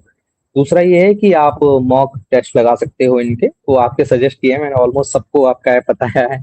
और दूसरा मैंने ये भी बताया था कि आप, जैसे मुझे नहीं पता था, ऑनेस्टली बताऊं तो स्टार्ट में मुझे ये नहीं पता था आप मैथ्स की क्लासेस भी यूट्यूब पे ले रहे हो, क्योंकि एडवांस मैथ के लिए मुझे दूसरे बैच में जाना पड़ रहा था, नोट करना पड़ रहा था। आई थिंक मुझे एग्जाम से 10 दिन पहले, 8 को मेरा एग्जाम था पहली शिफ्ट में, और मुझे लगभग 10 दिन पहले ये पता चला कि आप उसकी सीरीज भी ले रहे हो। तो मैंने ऑलमोस्ट फास्ट फॉरवर्ड में सारी एक एक बार वीडियो देख ली थी कि कुछ ऐसा पॉइंट छूट रहा हो तो मैं नोट कर लूं। बट हाँ, ठीक था, सारे हो चुके थे पहले से कंप्लीट, तो लगा नहीं कुछ ऐसा। तो वो भी है कि उन्हें वो भी बता रखा है मैंने, यूट्यूब टेलीग्राम सबको ज्वाइन करवा दिया है। हाँ, नहीं, बढ़िया बढ़िया। इसमें हम आपसे एक बात पूछना चाहेंगे, मॉक टेस्ट का जो एनालिसिस है उससे कितना बेनिफिट होता है यदि कोई अभ्यर्थी, मतलब, और एनालिसिस कैसे करना चाहिए, तो वो आप थोड़ा सा बताइए। सर, जैसे नॉर्मली आप मॉक लगा रहे हो, कोई भी कंप्लीट कर सकते हो। कंप्लीट कर दिया, जरूरी नहीं है आपने 2 आवर्स में कंप्लीट किया आप तुरंत एनालिसिस करो, क्योंकि एग्जाम खत्म करते करते हम एग्जॉस्ट हो चुके होते हैं। जब भी बिल्कुल आपको बिल्कुल। फ्री टाइम मिले, आपका माइंड फ्रेश हो, ये काम उस टाइम आपको करना है। आपको पहले क्वेश्चन से स्टार्ट करना है कि पहला क्वेश्चन ठीक हुआ तो उसका रीजन क्या था। मतलब मेरा रीजन कुछ भी हो सकता है, सीडीपी में मुझे कोई पॉइंट लग रहा था, मैंने उससे आंसर मार दिया और लकीली वो ठीक हो गया। बट आप एक्सप्लेनेशन जब पढ़ोगे तब आपको पता चलेगा आपका पॉइंट ठीक था या बस तुक्के में लग गया। तो हर पॉइंट का मैंने ऐसे पढ़ा है ऑलमोस्ट। जैसे हिंदी में कुछ स्किप कर सकते हो, पर्यायवाची हैं, विलोम शब्द है, उनमें देखना नहीं होता, लेकिन सीडीपी, ईवीएस, मैथ्स, ये बहुत इंपॉर्टेंट है जिनमें आपको एनालिसिस करना चाहिए बहुत अच्छे से एक ही क्वेश्चन का।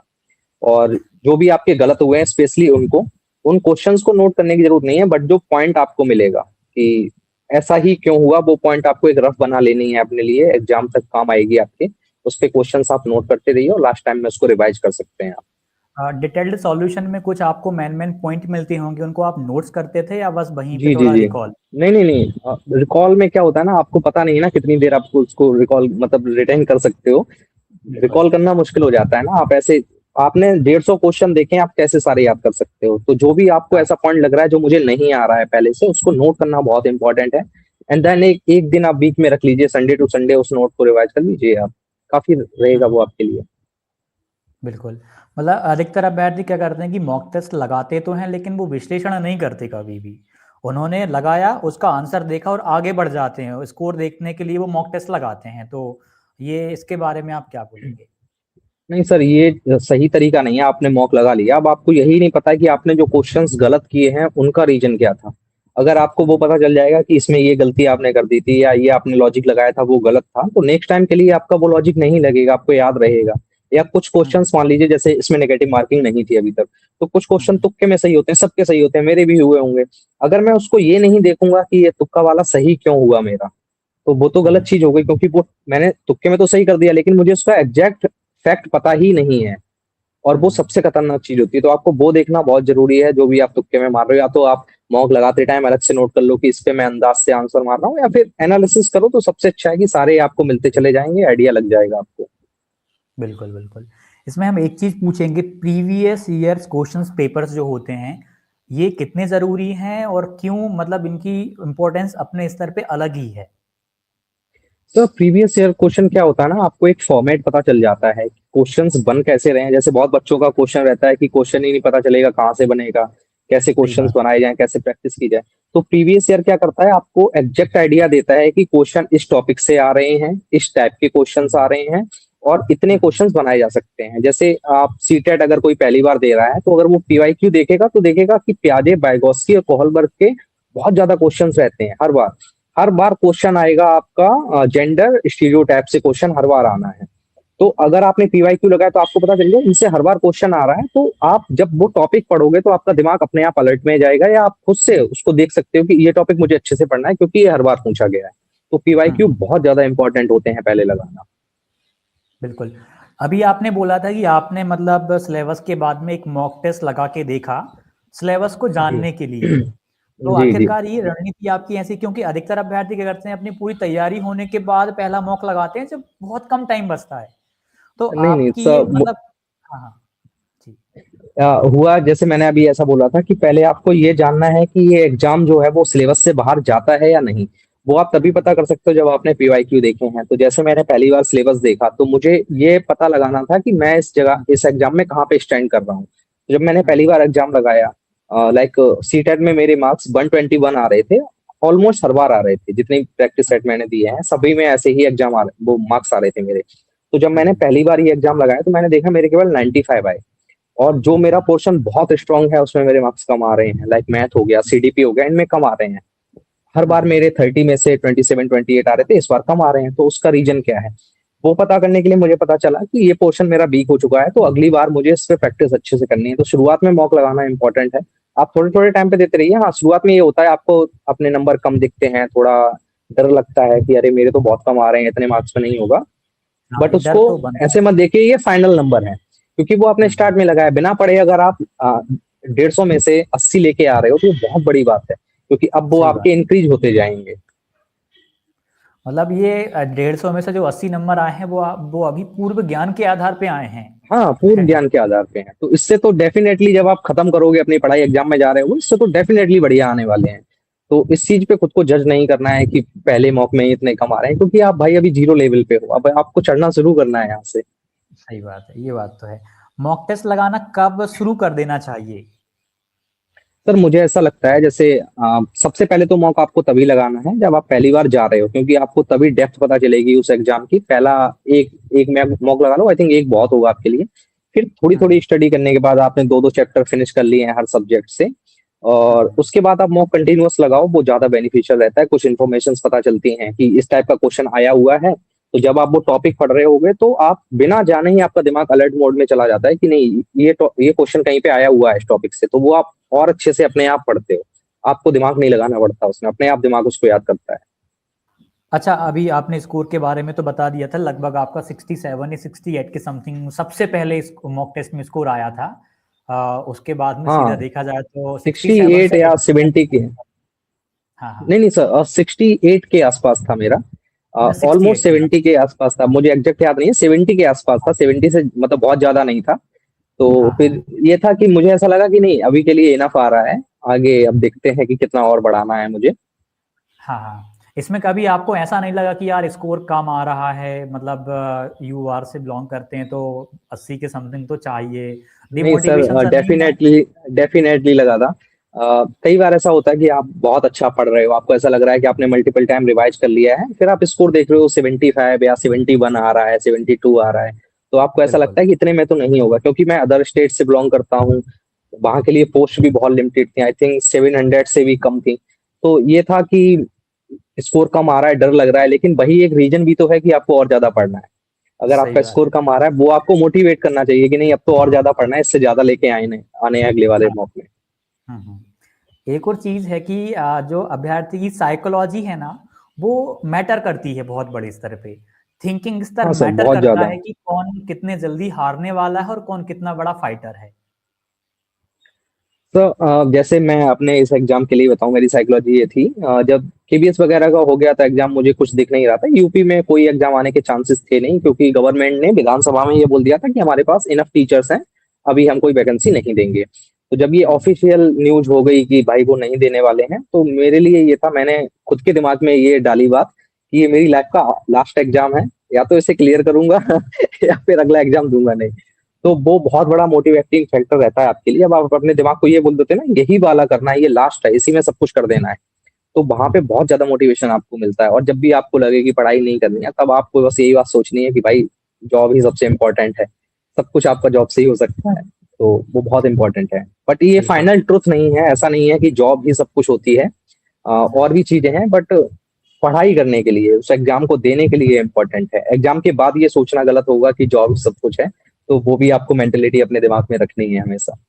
इसमें एक और चीज बताइए आप, रियल एग्जाम में और जो हम मॉक वगैरह लगाते हैं इसमें कितना अंतर होता है और अनुभव कैसा रहता है यहाँ और वहाँ का?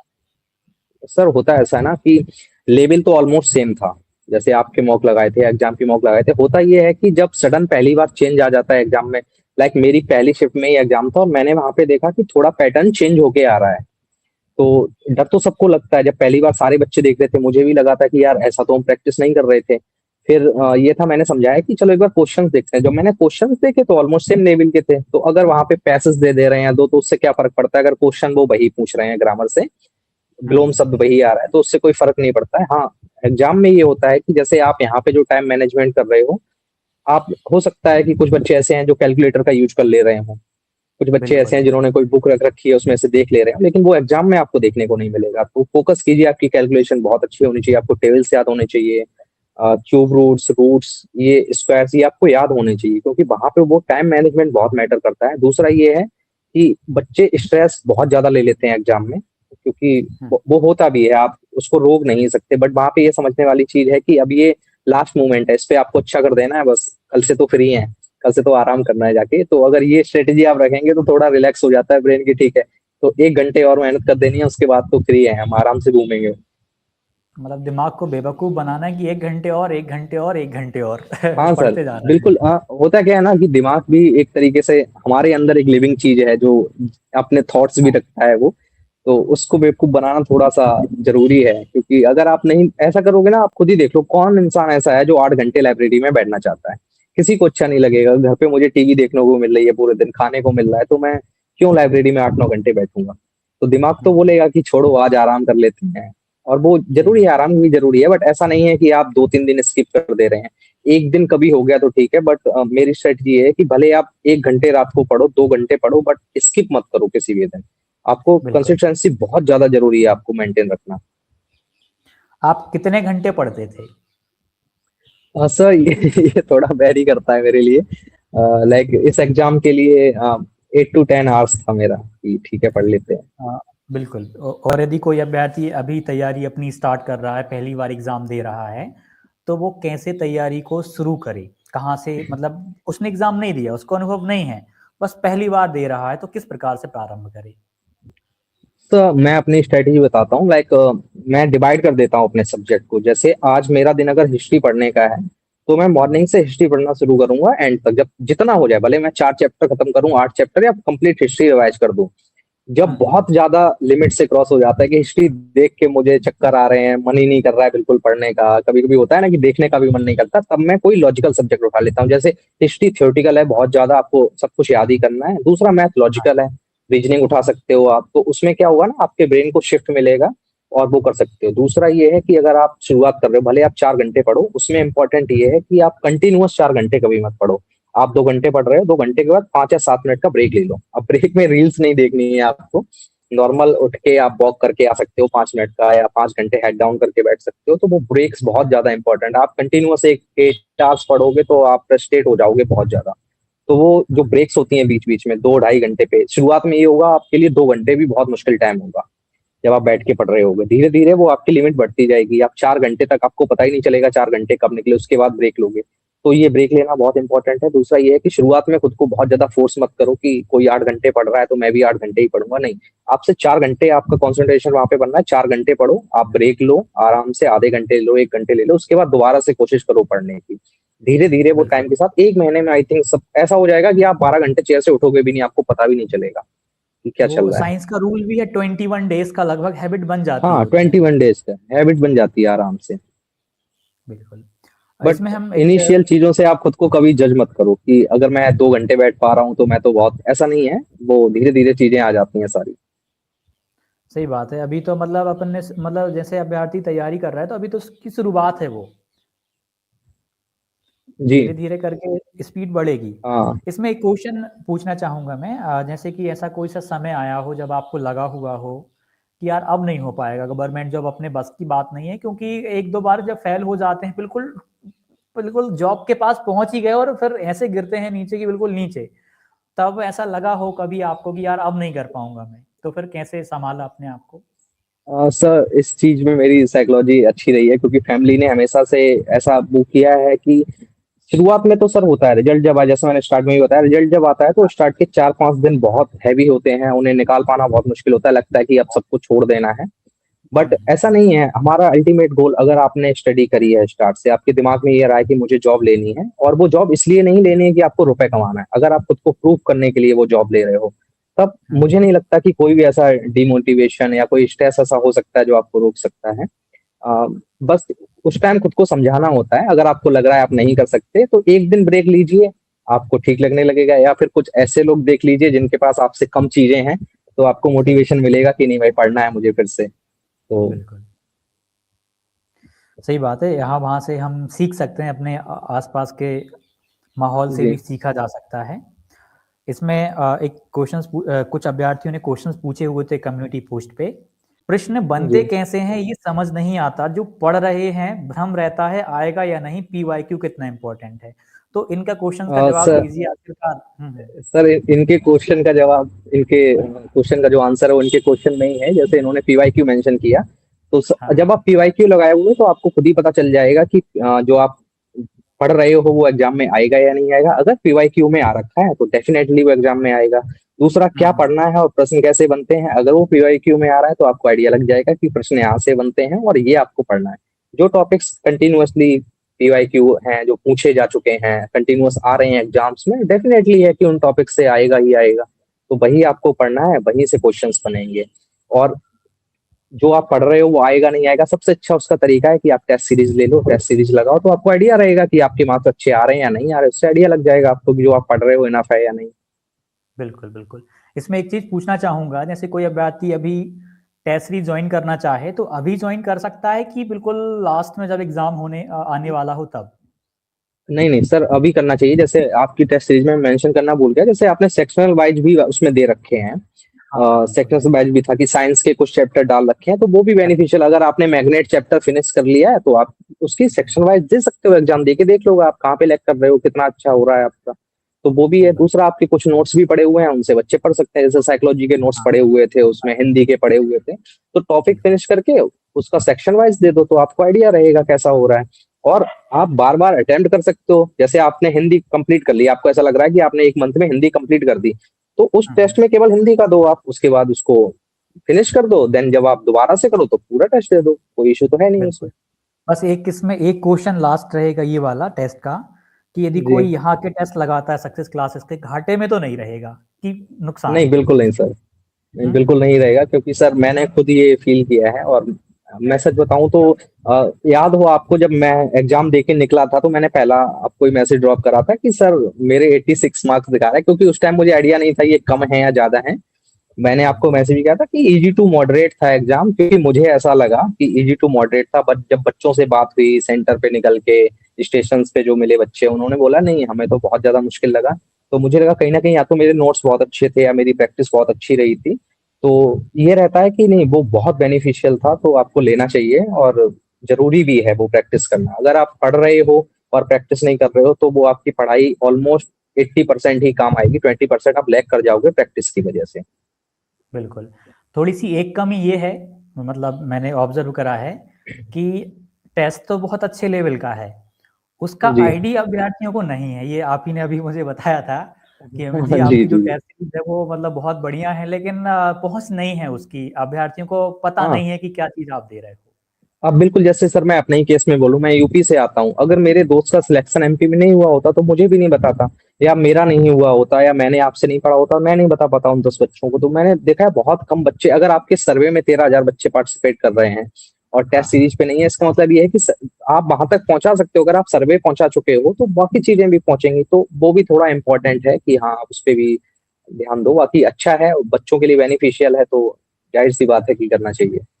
नहीं, मेन चीज है कंटेंट अपना अच्छा जाए, वो मायने रखता है। बाकी तो जी फिर धीरे धीरे करके जो, जैसे कि जो हम कहेंगे जेन्युइन अभ्यर्थी हैं, जैसे कि आपकी तरह काफी सारे अभ्यर्थी हैं, वो समझ जाते हैं चीजों को कि भैया कहाँ पे क्या अच्छा मिल रहा है, वो पहचानना आना चाहिए चीजों को। नहीं सर, उसमें प्रॉब्लम ये है, जैसे मैंने एग्जाम्स दे रखे हैं, मैं एनालिसिस करते रहता हूँ। मेरी आदत है कि कोई भी एग्जाम है सबसे पहले मैं सिलेबस का ही एनालिसिस करूंगा, उसके बाद हाँ उसके पीवाईक्यू देखूंगा। लेकिन सारे बच्चे ये नहीं करते हैं, कुछ बच्चे ऐसे होते हैं जो अभी स्टार्ट ही कर रहे हैं, जिन्होंने डीएलएड किया है और पहला एग्जाम देने जा रहे हैं, उनको इतना हाँ पता ही नहीं होता है कि ये सब कुछ करना है।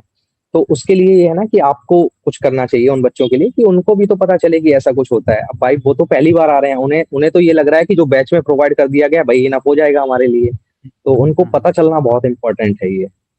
नहीं, एमपी में अभ्यर्थी टेस्ट के लिए अवेयर नहीं रहते।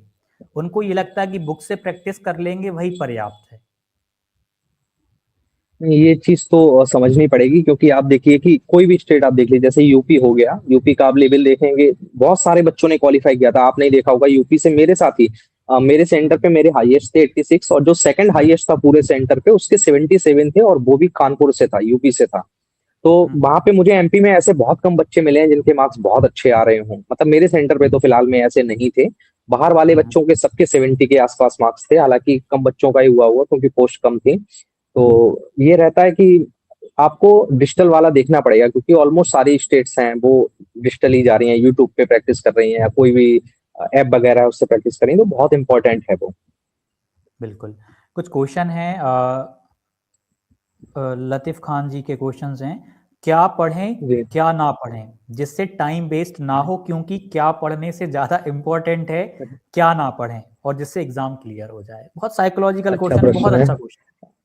काफी अच्छा क्वेश्चन है। जैसे मैंने अभी बताया आपको कि आप सिलेबस बाउंडेड रहिए।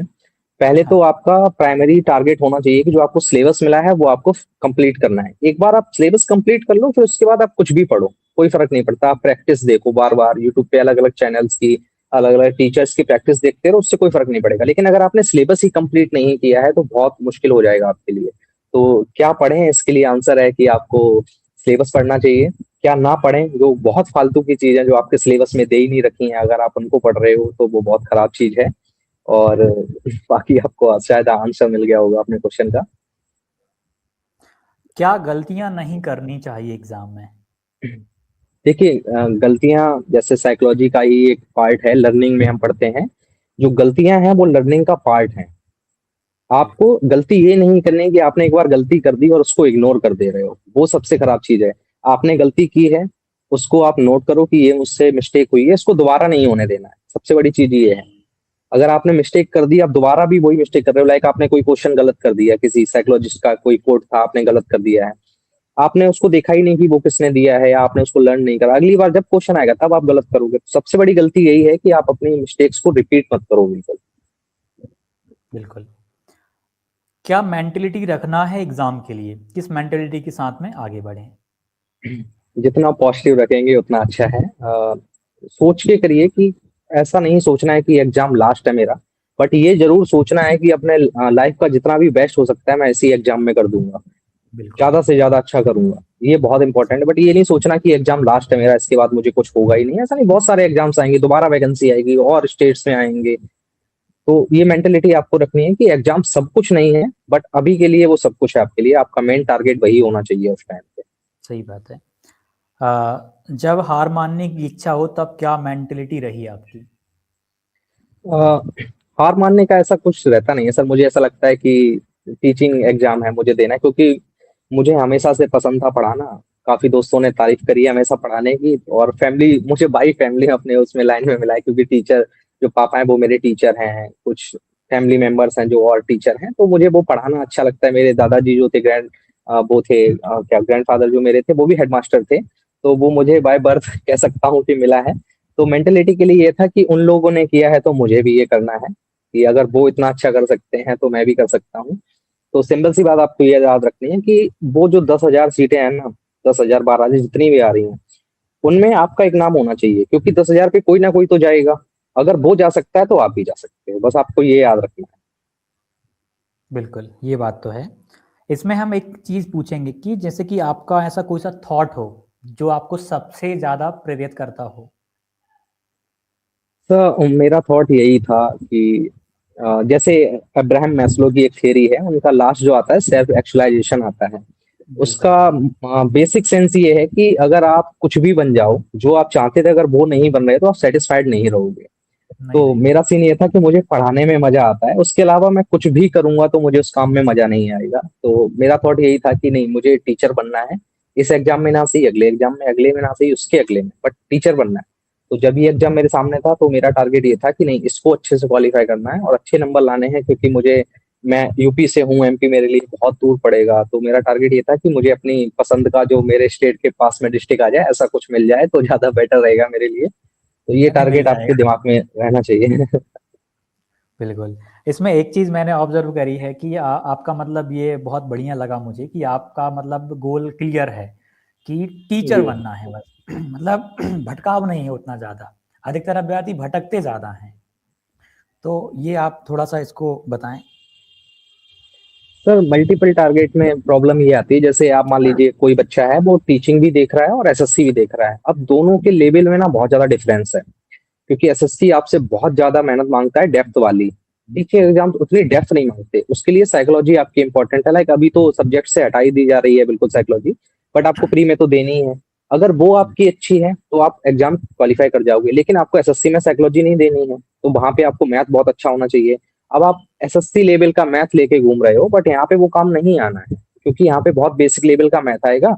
आपको देना है ईवीएस, आपको देनी है साइकोलॉजी, तो वो आपकी स्ट्रांग होनी चाहिए। तो अगर आप एक टारगेट रखते हो, मतलब ऐसा नहीं है कि आप एसएससी कर रहे हो तो आप टीचिंग का नहीं कर सकते, टीचिंग कर रहे हो एसएससी नहीं कर सकते, लेकिन एक टाइम पे एक रखो। अगर आपको दिख रहा है कि आपका 2 महीने बाद टीचिंग का एग्जाम है, तो तब के लिए वो आपका टारगेट हो जाना चाहिए कि पहले ये वाला देना है। लास्ट में आपकी कुछ अल्टीमेट सलाह हो अभ्यर्थियों के लिए जो अब पात्रता परीक्षा की तैयारी में लग गए हैं, तो क्या आप उनको सुझाव देना चाहेंगे? सुझाव सर यही होगा कि कोई भी अल्टीमेट शॉर्टकट नहीं है। कोई भी आपको, अगर मैं अपने नोट्स भी प्रोवाइड कर दूंगा तो आप, गारंटी है कि आप वो परफॉर्म नहीं कर सकते जो मैंने किया था। उसका रीजन ये है कि जो मैंने मेहनत की है शायद आप उतनी ना करो, या आप उसको उतने टाइम रिवाइज ना करो। तो कोई भी शॉर्टकट नहीं है सक्सेस का, आपको मेहनत करनी पड़ेगी, उससे डरना नहीं है। सिंपल सी बात है, आप अपने नोट्स बनाओ, उनको मल्टीपल टाइम रिवाइज करो। जितनी बार रिवाइज करोगे, जितनी बार प्रैक्टिस करोगे, जितनी बार क्वेश्चन सॉल्व करोगे, आप अपने आप अच्छे होते चले जाओगे। आप, कोई टीचर इसमें आपकी हेल्प नहीं करेगा, खुद से कर सकते हो ये। टीचर, बुक्स और बैचेस आपको सिर्फ कंटेंट दे सकते हैं, याद करना, उसको रिकॉल करना, उसको रिटेन करना, ये सब आपकी रिस्पॉन्सिबिलिटी है। और वो प्रैक्टिस से ही आता है, उसका कोई शॉर्टकट नहीं है याद रखने का। ये चीज़ें मतलब बहुत ही कम शब्दों में बहुत अच्छे से बता दी हैं कि अभ्यर्थी को मतलब अल्टीमेट तौर पे देखा जाए तो खुद ही हार्ड वर्क करना पड़ेगा। कोई जी। दूसरा कितना भी अच्छा सजा सजाया कंटेंट देखने को मिल जाए, अल्टीमेट वे में मेहनत तो उसको करनी ही पड़ेगी। खुद ही करेंगे। जी सर। हाँ, कुछ शॉर्टकट नहीं है इस चीज़ का। तो मयंक जी, आपने मतलब चीज़ों को बहुत अच्छे से समझाने का प्रयास किया है और मुझे पूरा विश्वास है आपके साक्षात्कार के माध्यम से काफ़ी अभ्यर्थी बहुत कुछ सीखेंगे। और मतलब क्योंकि एक एक अंतर रहता है, अभ्यर्थी के अंदर एक जिज्ञासा रहती है कि टॉपर अभ्यर्थी आखिरकार करते क्या हैं, क्योंकि पढ़ते तो वो भी हैं टॉपर, और पढ़ते जो हैं जो असफल हो गए 1 या 2 नंबर से कुछ कारणवश या नॉर्मलाइजेशन जो भी चीज़ें रहीं, पढ़ते वो भी हैं, उतने घंटे वो भी पढ़ रहे थे, उतने घंटे ही टॉपर्स पढ़ते हैं। कुछ मुझे साइकोलॉजी का अंतर नज़र आया, जैसे कि आपकी साइकोलॉजी अलग देखने को मिली, मतलब केवल आपने कंटेंट को कवर करने पे ध्यान ना दे के बहुत सारी चीज़ों पे ध्यान दिया कि नहीं, ये चीज़ भी ज़रूरी है, यह चीज़ भी ज़रूरी है, प्रैक्टिस भी ज़रूरी है, हर चीज़ पे आपने मतलब एक बैलेंस बनाया है। तो सभी अभ्यर्थी बढ़िया से अपनी तैयारी प्रारंभ करिए और जो भी डाउट हैं आप कमेंट पूछ सकते हैं, हम प्रयास करेंगे कि आपको आंसर देने की कोशिश करें। तो कुछ और विशेष आप कहना चाहें लास्ट 1 मिनट में? सर लास्ट लास्ट वाली बात से ही कहना चाहूंगा कि ऐसा नहीं है कि टॉपर कोई अलग इंसान है, वो भी आपके जैसे ही पढ़ने वाला इंसान है। अगर मैं अभी टॉपर नहीं होता तो कोई और होता, वो नहीं होता तो कोई और होता। सही बात। फर्क सिर्फ इतना आ जाता है कि हमने पढ़ाई कैसे की है और हमने प्रैक्टिस कितनी ज्यादा करी है। कोई भी टॉपर बन सकता है, एक नॉर्मल बच्चा जो बिल्कुल नहीं पढ़ा है अपने एकेडमिक्स में वो भी बन सकता है। उसका उसका सिंपल सा फंडा सिर्फ इतना है कि आपको बस प्रैक्टिस ज्यादा से ज्यादा करनी है, आपको अपना कंटेंट स्पेसिफिक रखना है, आपको सिलेबस से बाहर नहीं जाना है। अब जैसे मैंने देखा था कि स्टडी के टाइम ये हुआ था कि एक फ्रेंड था मेरा, वो भी पढ़ रहा था एमपी वर्ग 3 का ही, वो करंट अफेयर्स पढ़ रहा था, जबकि सिलेबस में अच्छा। करंट अफेयर्स का कोई नामो निशान नहीं था। तो उसका नहीं। रीजन ये था कि क्या पता स्टैटिक्स में पूछ लेंगे वो, क्या पता जो हिस्ट्री दी है उसमें से पूछ लें, क्योंकि स्टैटिक्स वाला भी आता है। तो मेरा ये था कि आएगा भी तो 2 क्वेश्चन आएंगे, 3 क्वेश्चन आएंगे, मैं उसके लिए इतना ज्यादा करंट नहीं पढ़ूंगा। और वही हुआ, लास्ट में करंट का एक सिंगल क्वेश्चन नहीं आया। नहीं।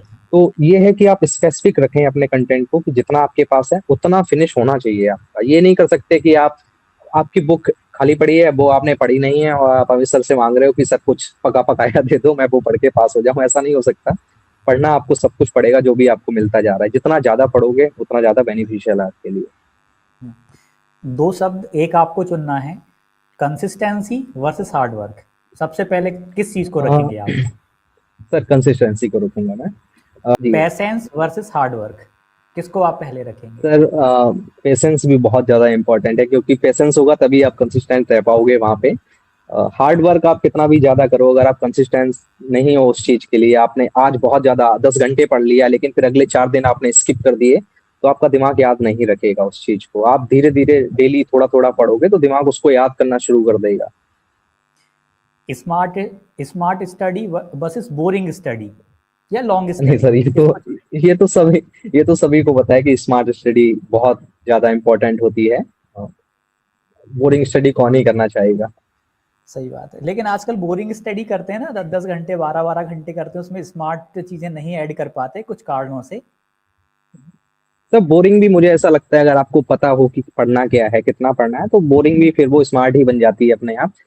जरूरी है, हाँ ये भी जरूरी है। ऐसा नहीं बोलूंगा कि आप 8 घंटे 10 घंटे ना पढ़ो, आप 6 घंटे भी पढ़ सकते हो, 10 घंटे भी पढ़ सकते हो। अगर आपको ऐसा लग रहा है कि आप कहीं किसी सब्जेक्ट में लैग कर रहे हो, आपका कुछ पोर्शन वीक है, तो आपको ज्यादा टाइम, ऑब्वियस है ज्यादा टाइम देना चाहिए। अगर मुझे ज्यादा आ रहा है, मान लेता हूँ मेरा एक दोस्त है उसको बहुत अच्छा आ रहा है, वो 6 घंटे में वो चीज कवर कर सकता है, मैं 10 घंटे में कर रहा हूँ, तो डेफिनेटली मुझे 10 घंटे देने पड़ेंगे उसके बराबर रहने के लिए, वरना वो 6 घंटे में पढ़ लेगा, मैं 6 घंटे में उससे कम पढ़ पाऊंगा।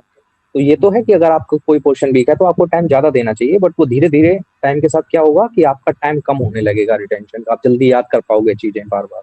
बहुत बहुत धन्यवाद मयंक जी, आपने चीज़ों को बहुत अच्छे से समझाया। Thank you so much sir. सभी अभ्यर्थियों से निवेदन है कि कुछ बातें आप समझ पाए हुए हों तो आप कमेंट करके बताइएगा क्या आपको सीखने को मिला आज के इंटरव्यू से। निश्चित तौर पे बहुत सारी चीज़ें आज आपकी कवर हुई होंगी, और वीडियो अच्छी लगी है वीडियो को लाइक कीजिएगा, चैनल को सब्सक्राइब तो करना ही करना है। इसके साथ साथ इंटरव्यू को आपको जहाँ जहाँ भी आप साझा कर सकते हो, जो भी अभ्यर्थी तैयारी कर रहे हैं वहाँ तक भी पहुँचाना है। तो मिलते हैं अगले इंटरव्यू में। धन्यवाद। वर्ग 3 पात्रता परीक्षा की टेस्ट सीरीज, इसमें आपको हर कंटेंट, हर एक प्रश्न विस्तृत व्याख्या के साथ में मिलेगा। PYQs भी मिल रहे हैं 2022 के 2024 के बाइलिंगुअल कंटेंट है। 2022-24 की हम बात करें, हजारों एमसीक्यूज आपको मिलेंगे, विस्तृत व्याख्या के साथ में मिलेंगे।